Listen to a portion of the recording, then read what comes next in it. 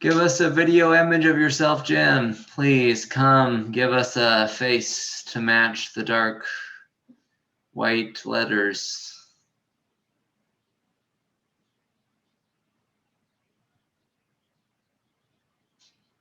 Also muted though. I'm sure he knows. It is 6:59, so we're not going to sit around for too much longer before I ask Jim to kick us off. This is, I'll just say a word about Jim.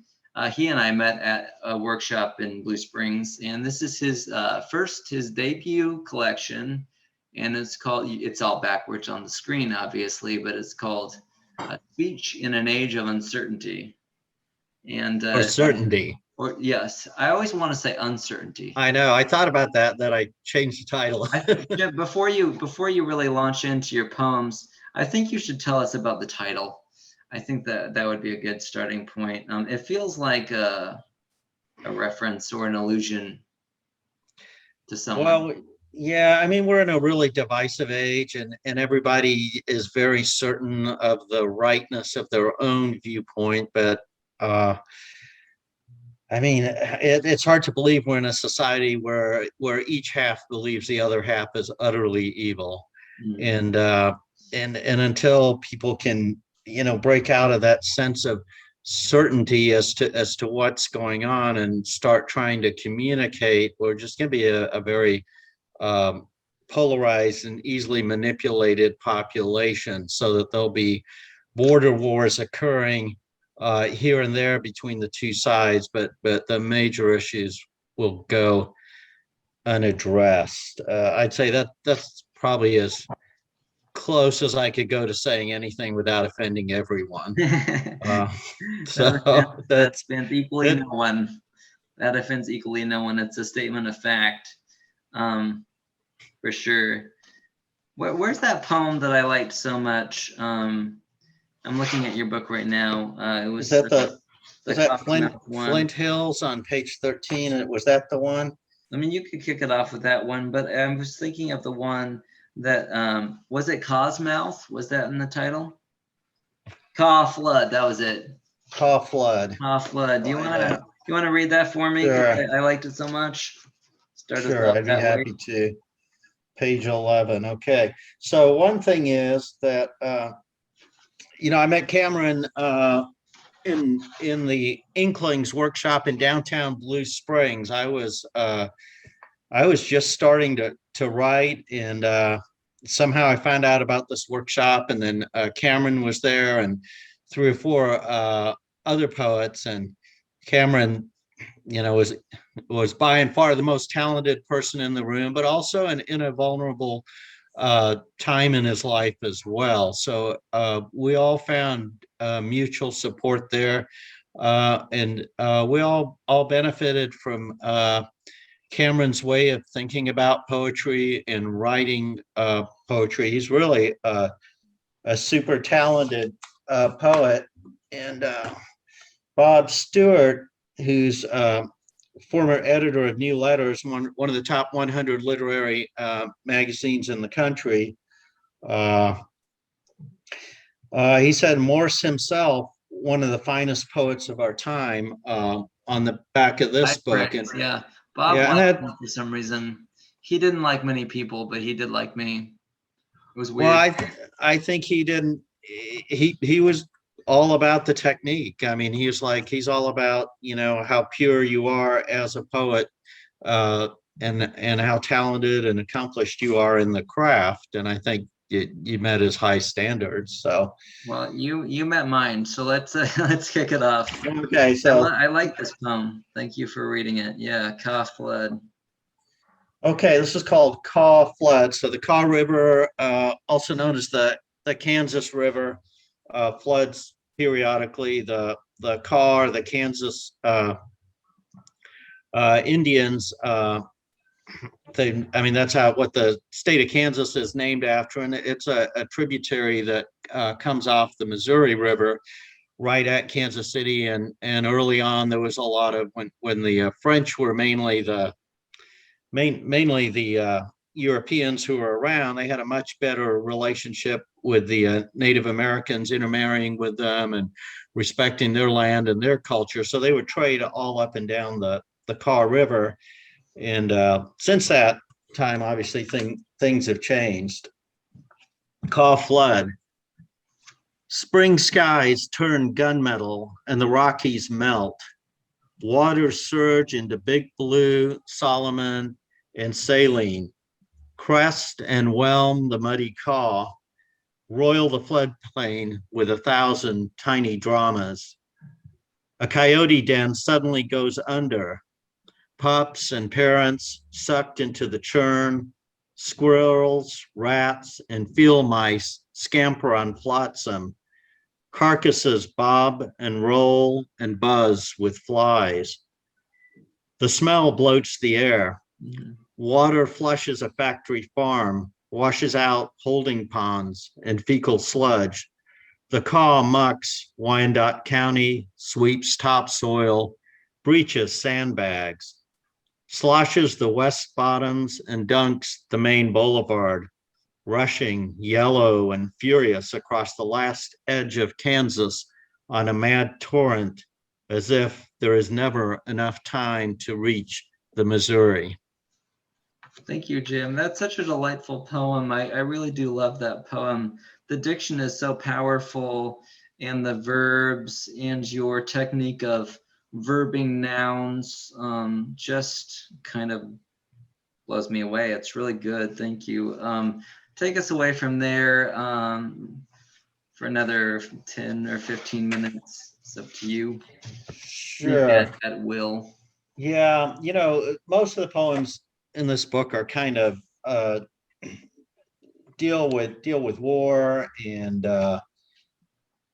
things like this. But I have a couple of environmental ones. So here's kind of a more light-hearted environmental poem.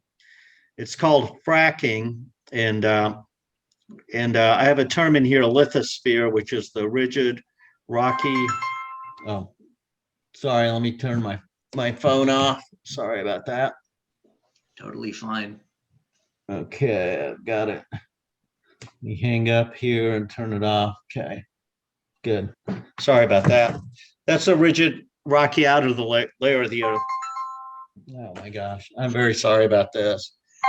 Hard to unplug. Hey, Dan, I'm in a reading. Can I call you back? All right, thanks. Bye. Okay, and then let me do this. I'm just going to turn my phone off. Not really supposed to do that because I'm on call, but. No, I'm not really supposed to have a black cat about to pounce on me either, but here we go. Okay, fracking. Be with me when senses wake to the bed's shaking frame, the ground rumbling underfoot as a fault line slips and widens up to swallow us, as needles twitch on the Richter scale at the shifting between tectonic plates. We could shout, no fracking in the lithosphere, or just lie in bed and say, while it lasted, the sex was great. Either way, we're burning down our last cigarette. No, that's a great poem. Thank you. That's so funny. Yeah, it's kind of got. It's pointed. Yeah, for sure. Wow, Jim, really great. Well, thank you, Cameron. I kind of miss your comments now that I'm hearing them again.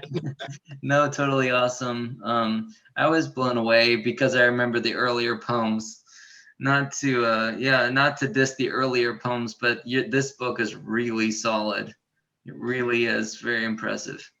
Well, I mean, I learned a lot of my chops from you guys. I mean, I really did. I mean, I kind of like I've got these little rules like, don't list more than 3 objects. Right. Yeah. In a sentence, little Cameron rules, 3 is enough.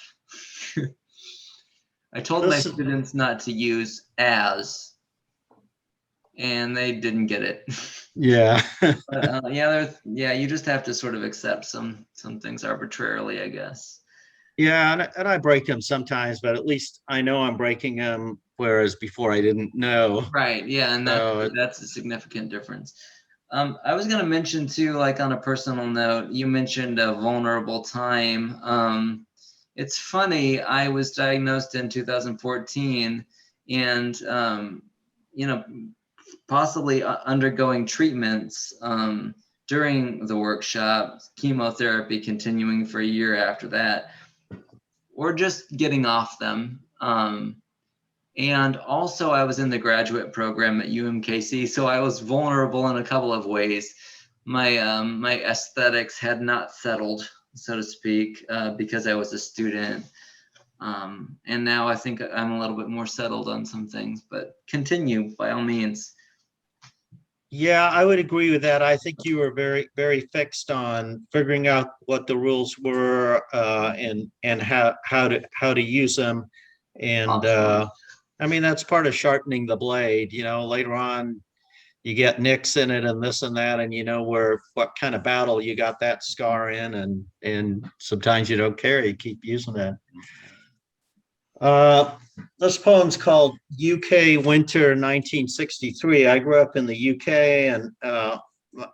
and my parents migrated over there, so I was an immigrant kid. I was really treated very well, even in some of these poems that are a little harsh. I don't ever feel like I was ever seriously mistreated by the dominant culture. And back then, there was prayer in school, there were hymns in school, and even though I was of a different belief system, I was not offended by it because I was just like, well, this is the dominant culture, and I'm an immigrant, and that's just kind of how things worked at that time.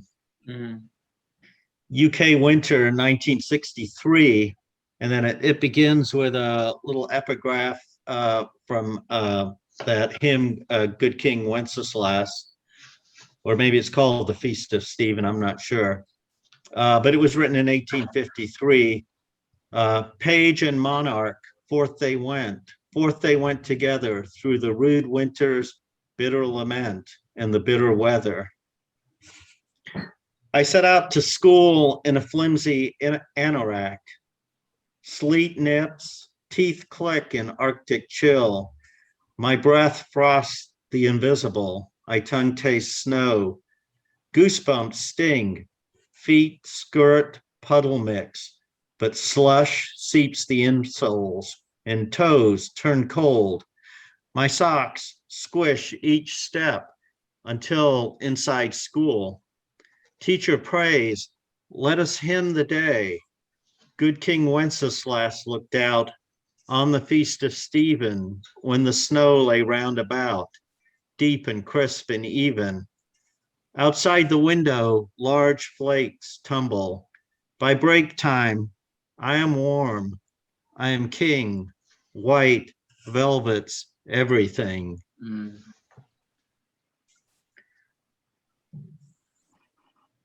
Yeah, I mean, I think I started writing a little more out of my life, which I didn't really do before. You always did that, Cameron. That's kind of my starting point for sure. Yeah, it's a very strong place to write from, and I kind of came about it, the long way around.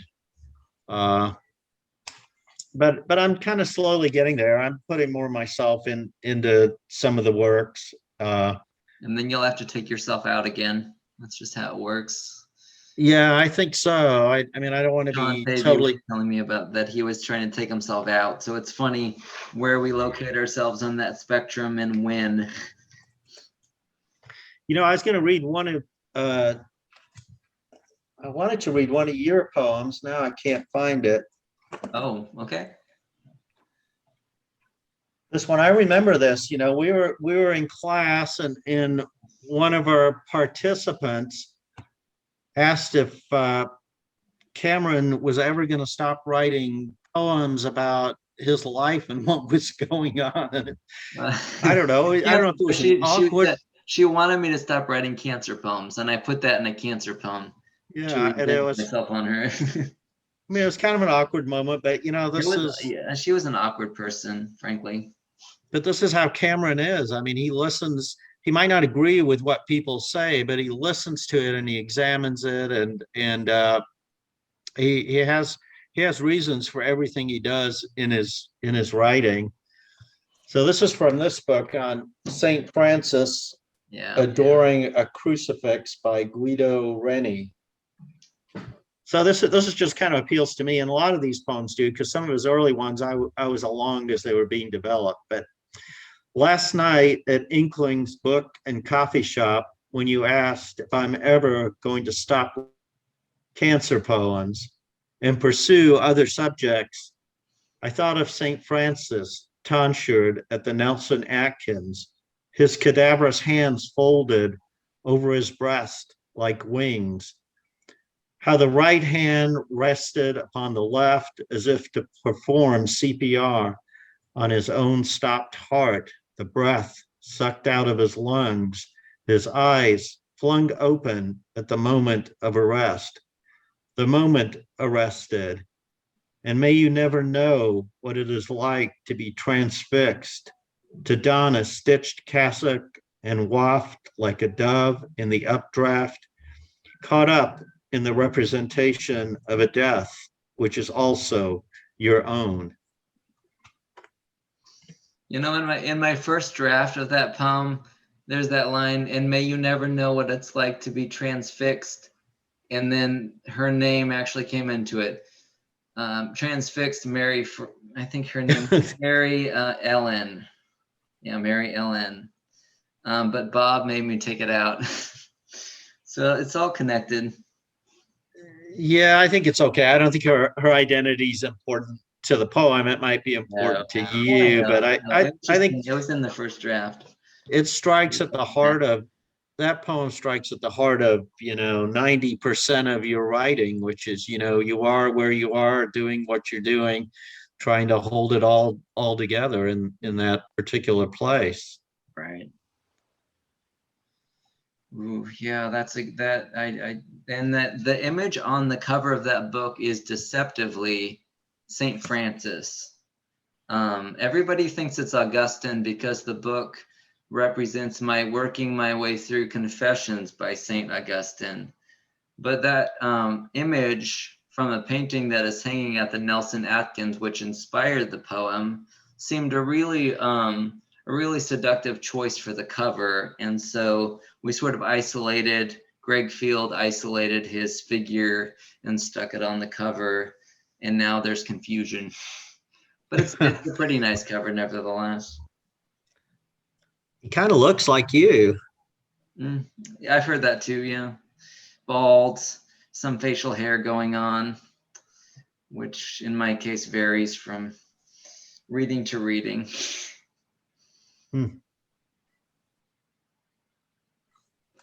Did you want to do one more? Do you want to do Colonized Mind on 29?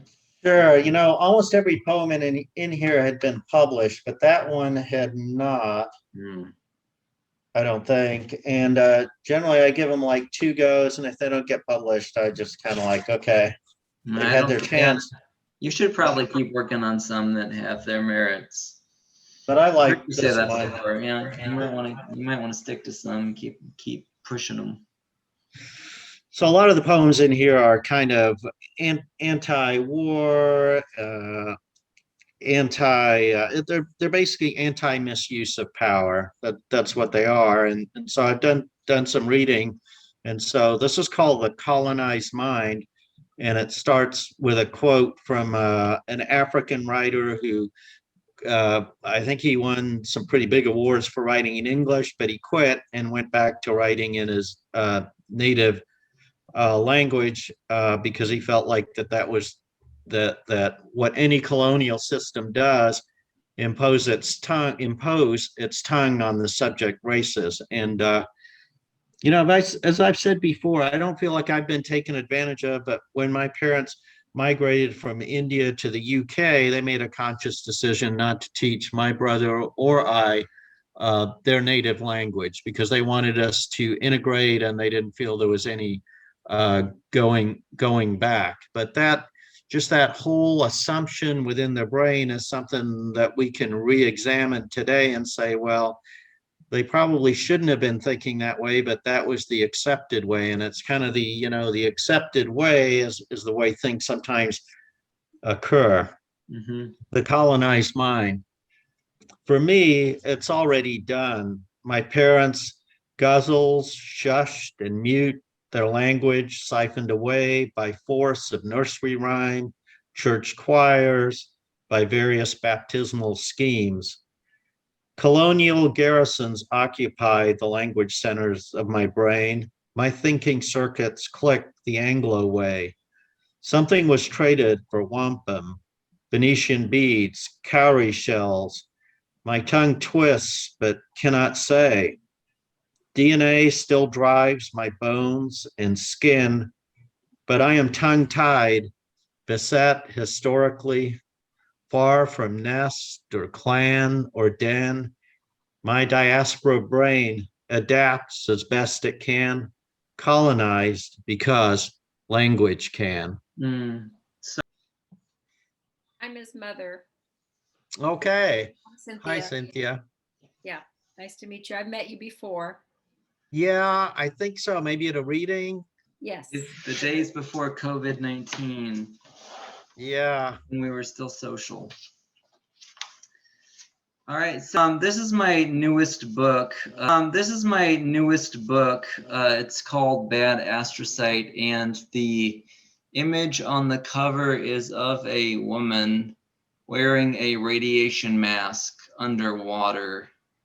Her name is actually Ashleigh Hughes, and she posted this photograph on a Facebook group called Glioblastoma Survivors to Thrivers, which at the time in the winter of 2020 and January, February 2021, I was visiting every day, mining the stories of fellow patients for humor and anguish, and sort of figuring out my own destiny on Facebook. She was very kind to let me have it, and she's come back with full appreciation for the book, which I was glad, because I didn't hear for a minute. I thought maybe it rubbed her the wrong way. Excuse me. This book is entirely comprised of sectioned poems. I don't know if this helps, if you can really see that, but there's chunks of text and then asterisks. And that's, as I mentioned earlier, that's a visual pun on astrocyte, which is a star-shaped cell that is the supportive tissue of the brain. But the first poem I'm going to read is called, pardon me, Glioblastoma Facts. Now, this was a post on Facebook where someone had, I think, integrated these facts about glioblastoma into an image and posted it on the Facebook group. Median survival after diagnosis, 15 months.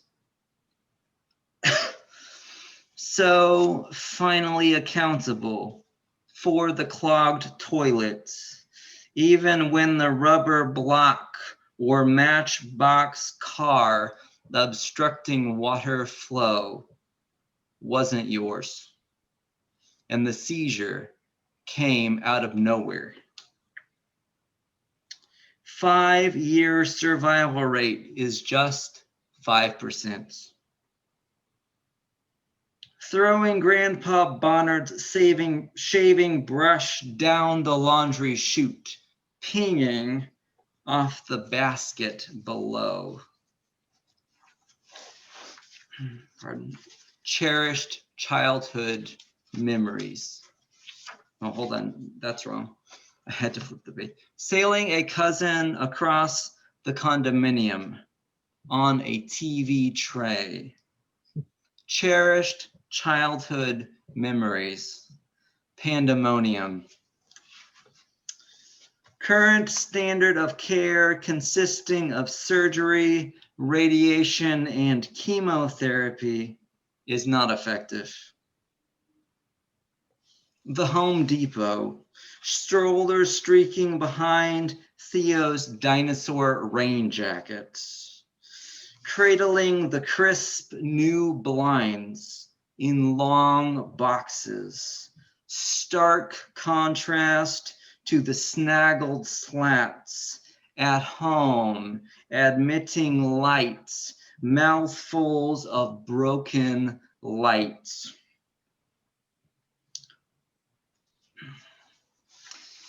This poem is called Gadolinium, and gadolinium I had to learn for myself is a rare earth metal. So parts of the poem it's on the periodic table of elements, right? But it's what's in the contrast dye injected into my blood during brain scans that sort of enables the radiologist to see what's going on.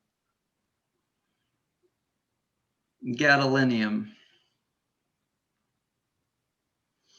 A liver cell may stray, replicate a liver in the lung. Am I alive in this confection called cancer? I am aliver. Sorry, it's a pun on liver. I am aliver. Gadolinium may stay several months or years in the body. An unwanted house guest, gadfly. Is a silvery white metal when oxidation is removed. Frosted shingles downhill along 41st Terrace, smoke following the wind falls from the chimney cap. The killer flays skin into angel wings and suspends them using fishing wire. His victims guard him while he sleeps. Socrates imbibed the hemlock, prescribed him. I premedicate for another scan. High contrast. Yellow vomit on the motel room alarm clock reveals the killer has the same brain tumor I do. That was an episode of Hannibal. I was going through kind of a dark winter time, rewatching Hannibal and Silence of the Lambs and those movies. So the source material in this book is all over the place. I'm pulling a lot from Facebook posts. There's also like direct language that is spoken in my immediate environment. In the immediate environment of my home, just sort of randomly appears. Some of it is scenic. I like to sort of mine pop culture too. So that's the Hannibal elements or the pop culture elements. And I hope that Jill is still here. She is a cloudy sky. Okay, here you are. I was going to go ahead and read that poem. I like this one a lot. I think this book is so dark, but it's so funny, and I'm really enjoying reading these pieces out loud for the first time, like on Zoom. So because it's cracking me up, honestly, some of this stuff cracks me up, and it's supposed to be funny. I mean, how else am I supposed to cope? I have to make these sort of banal jokes. This one's called Peace of Mind, and this is an example of that mining from Facebook, because people on Facebook, they don't know language. they just sort of vomit stuff in posts. And so this poem is spelled peace, like Piece, like a piece of cake, a piece of mind, whereas the intention obviously was peace, like serenity. And that kind of is something I enjoy playing with in the poem. Peace of mind. wild blueberries smeared on the faces of my kids invented the yogurt mustache. Inoperable methylated wild type GBM, reckless bombardier, completely shattered. Any Bible verses, books, etc. helps get somewhat of a peace of mind. It's PPI. Still am picking up the pieces of my mind. Fab Lab, 18 wood wheel PCS pieces for indoor decorative purposes only. If only I knew what my purpose was in life was more than feeling fab, lab, rat.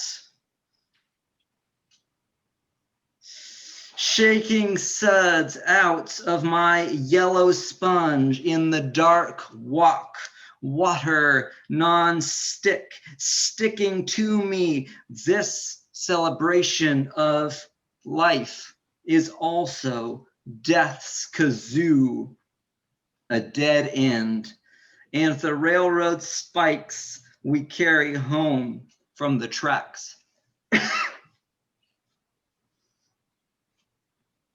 Don't step on the ice, walk on the rocks.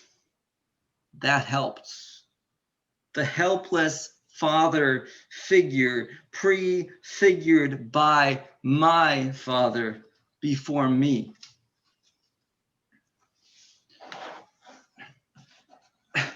And then this one's side effects. It's the last poem in the first section. I hope you're having kind of fun listening to this because it's kind of fun to read some of this stuff. It's so outlandish. But yeah, I think looking back, this book is very almost like prophetic because I can see in it, pardon me, my coughing. I can see in it some of the sort of symptoms that appear in the book. I wrote off at the time as radiation necrosis because my neuro-oncologist told me to, and that's turning out now not to be the case. I'm now dealing more with full-blown tumor growth, and so really difficult time. This past week was hell. But this is a kind of poem about like what it sort of some of these symptoms might have felt like at the time. And so it's for me personally a very disconcerting book. Side effects.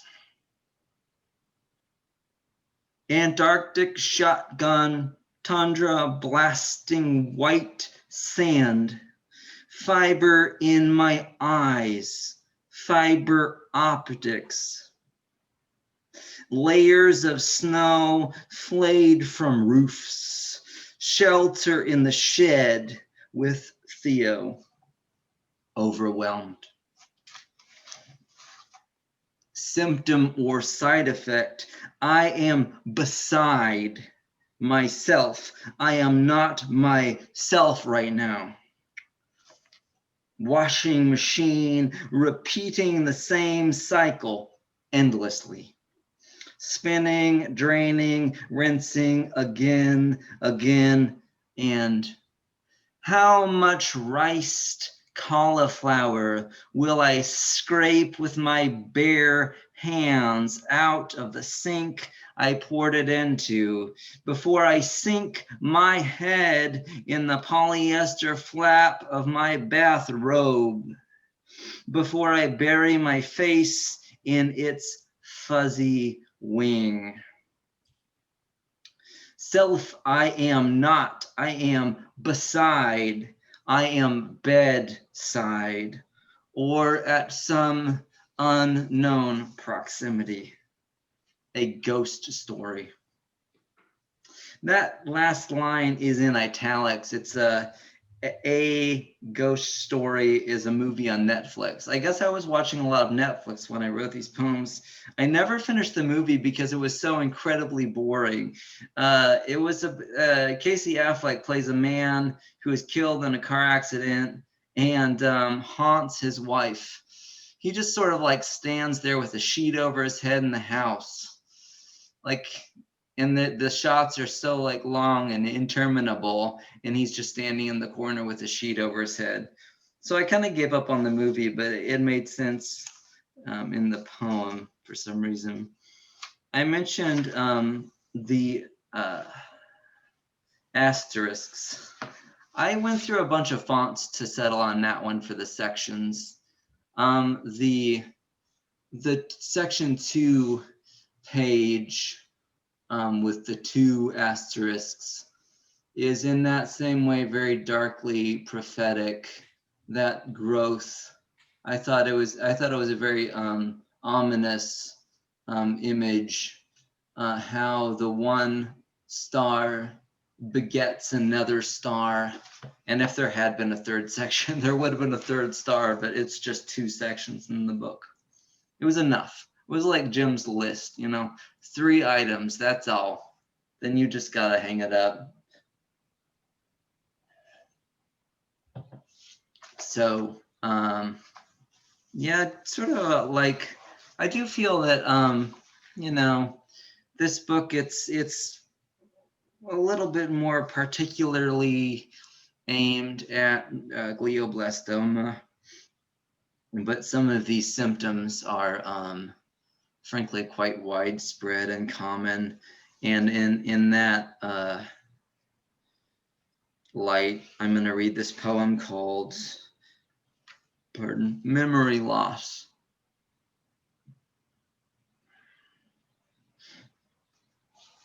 Jumbled conversations, a kind of Jenga of the mind. Each word perched, plank gingerly laid upon plank.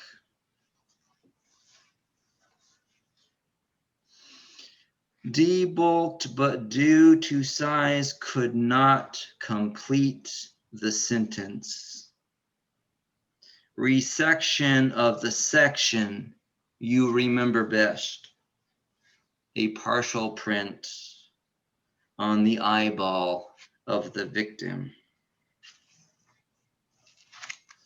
Lily asks if my left grip's loosening, my hold on the world I inhabit. Our world, trying to get pregnant. Blank of memory loss, lost dog of the self. That library book you returned, or so you swear on the phone with the librarian, asking her to check the shelf. Couple of comments kind of came to mind reading that. Number one, that in the second section on the eyeball of the victim, that's the same episode of Hannibal as I referenced in that earlier poem, Gadolinium. My ears sort of perk up when I hear mention of glioblastoma in popular culture. There's another place in the book where I reference some other, there's a couple of other instances of glioblastoma cropping up, but it's such a rare cancer that it's not very often you hear the word. That's great. Okay, more.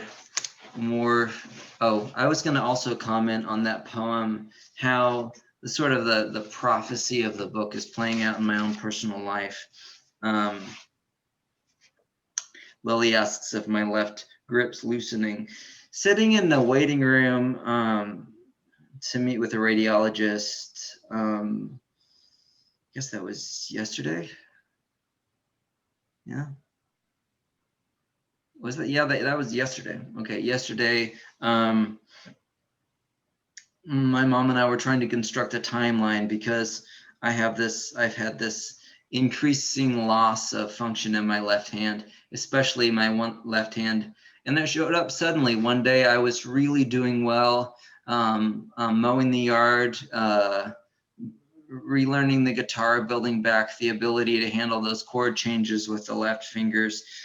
And then one day I sort of just went back down to the basement where I was running the kids, picked up the guitar, and my fingers would not answer the command to move.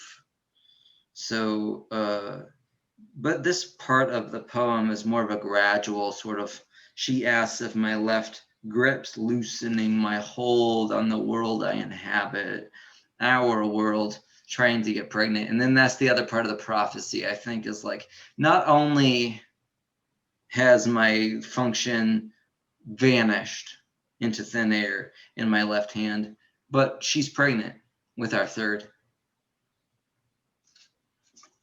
And so, yeah, that's to complete the trilogy. I really like this next one.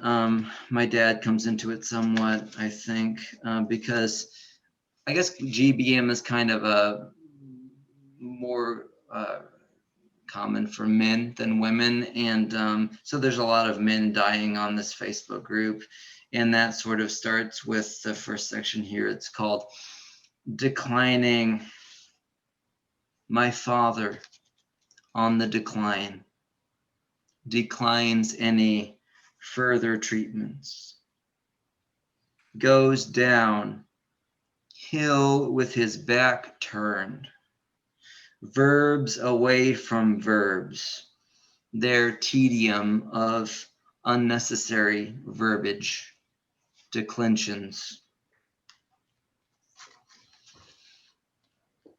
My hands shake randomly when I try to type.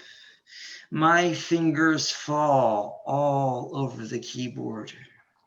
The pattering typography of rain. In the olden days, Mavis Beacon teaches or taught typing. Dad, prissily postured, fingers arched above the buttons, correctly assigned to A, S, D, F, J, K, L, semicolon. An attorney who had required a typist. Father, Christmas God the Father, all those uppercase letters. May you end by locking up yourself in self-doubt in all caps. May I. It's kind of funny, the story. I was thinking about my dad because he recently mailed me a paternity test that I had to swab. It was I think it's called a buccal swab. I swabbed my cheek and mailed it back because he was suspicious that I might not be his biological son. So my dad's kind of gone off the deep end, but yeah, it was just that that's kind of what inspired the last part. May you end by locking up yourself in self-doubt. Very, very poignant to me. And here, the continuing saga of my own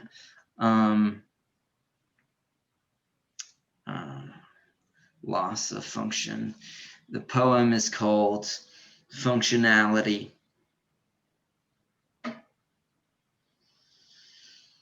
Scrutinizing me at breakfast, Lily stares while I drag avocado peel over the hook of my left hand, scraping sliced green meats over the curled fingers she insists I'm losing the use of out of laziness.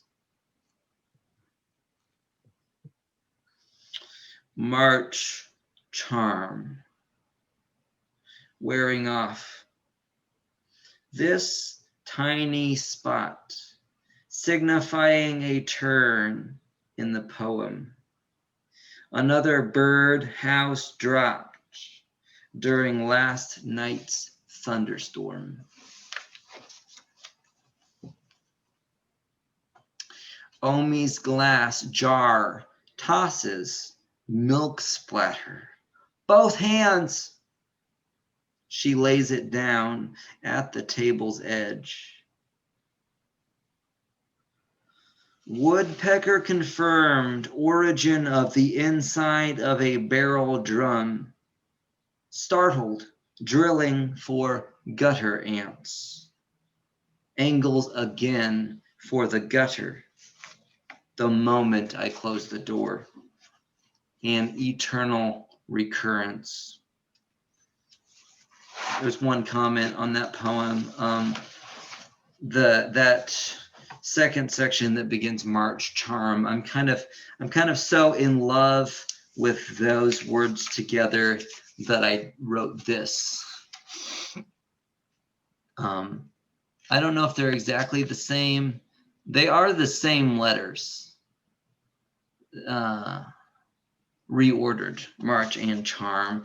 And this kind of thing was sort of useful thinking back over the book when I was reconstructing the timeline in my head in the exam room, waiting to see this radiologist yesterday, how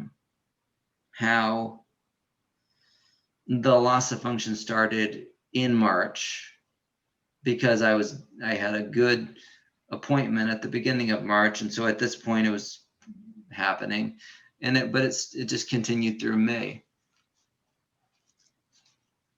and maybe even through the summer.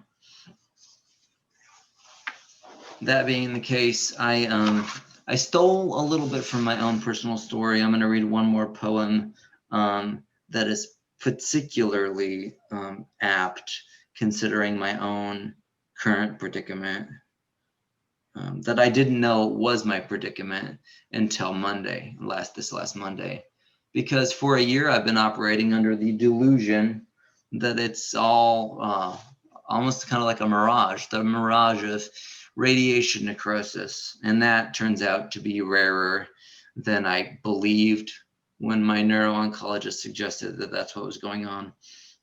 Nevertheless, this first section of tumor progression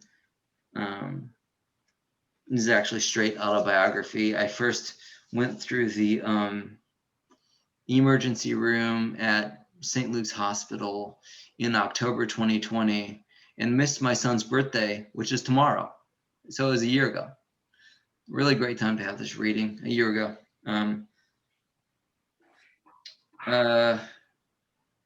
So this is a conversation I had after the scan came back, and the hospitalist on duty told me it looked worse. Tumor progression. Progress, I joke with the hospitalist. Progress, I joke, when the hospitalist on duty arrives with the results of my emergency scan. Dr. Shalix, always so pleased with my progress, won't like this now that I am progressing.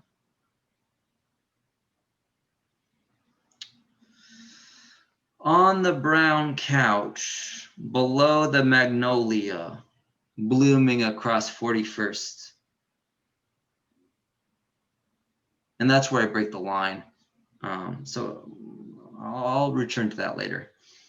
On the brown couch below the magnolia blooming across 41st streets. Theo lowers his head in ardent study of the iPhone in his lap. My iPhone, a cartoon parable of talking trucks. I hear lightning. I hear a living engine. Approximations of sprinkler fire falling over the sidewalk. Donna's gravel drive. I charge the spigots, sidestepping rainbow spray to tweak the circumference of waterfall. My treatment plan for the news seed, a news feed that leaves me starving because I'm too afraid to eat. All right, I think I'll leave it there. Did have a thought though of explanation that the book swivels a couple of times with the syntax.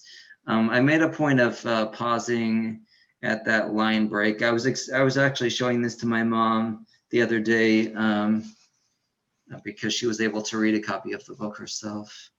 But I broke the line at 41st. And then in the next stanza is St. Theo lowers his head in ardent study of the iPhone in his lap. And so you can read the poem blooming across 41st streets. Theo lowers his head in ardent study of the iPhone in his lap. Or you can read the poem blooming across 41st. Saint Theo lowers his head in ardent study of the iPhone in his lap. My iPhone, a cartoon parable of talking trucks. And then the next stanza is in italics. So it's directly from the mouth of my son. And this is something he said around that time. I hear lightning. I hear a living engine, which I thought, was marvelous, just marvelous. Yeah, that's it. I do have to get home, but yeah, thank you guys for coming.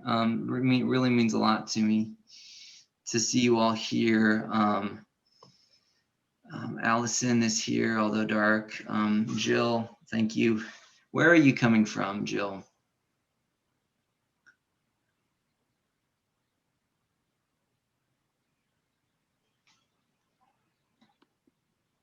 Sorry, I'm from Pittsburgh. Yeah. Well, that's awesome. You've taken so many of my poems over the years. I really appreciate it. Where can I get your book? Where can I get Bad Astrocyte? Okay, well, that's a good question, and Jim's already familiarized people with our deal. If you order mine, you get his as a bonus. So he's gonna swing by, I guess, my house with some copies, assuming that we sell one. I am going to post it in the chat, which is what people like to do nowadays. I'm selling signed copies. This is a book that obviously is available widely, I would imagine, through the major vendors. But yeah, these are the copies that I'm selling and would be happy to sign or inscribe should you want me to. But there's the link there to my online store, and yeah, you'll enjoy Jim's way more than mine, I'm sure. Mine's kind of wild and wacky, but Jim's is really solid. Okay. Thank you guys again for coming. It's really nice to see your faces, and I hope that you enjoyed the at least the humorous aspects of the text, if not the more sinister ones. Cameron, it seems like you've let go of a lot of the structure that you used to put into your poems in this. You're pulling, like you said, you're pulling language just because you want to pull it from a place and put it on a page. Right, yeah.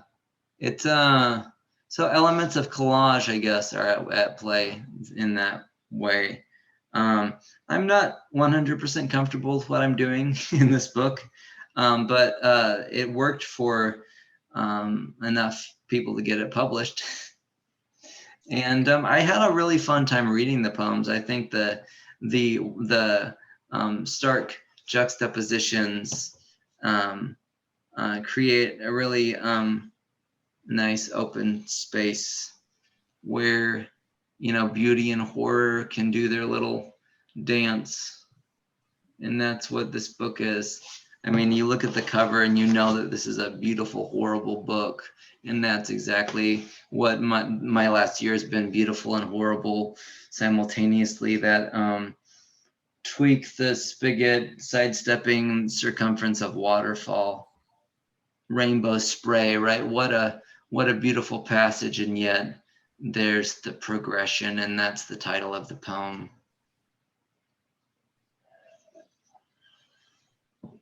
I really appreciate you guys. More books to come.